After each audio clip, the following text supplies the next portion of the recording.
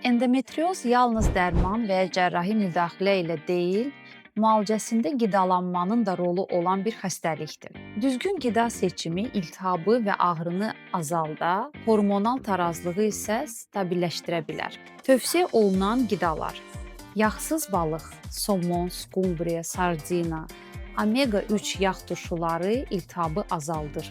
Tərəvəz və meyvələr, xüsusilə yaşıl yarpaqlılar, brokkoli, çumdur, gilə meyvələr antioksidantlarla zəngindir. Tam taxıllılar, kinoa, qarabaşa, yulaf, bağırsaq sağlamlığını və estrogen metabolizmini dəstəkləyir. Bitki mənşəli zülallar, mərcimək, paxlallar, lobya, heyvani yağ qəbulunu azaldır. Zeytun yağı, avokado, qoz fındıq, faydalı yağ mənbələri iltihabı azaldır. Məhdudlaşdırılmalı qidalar, qırmızı ət və emal olunmuş ətlər prostaglandin səviyyəsini artıraraq ağrını gücləndirə bilər.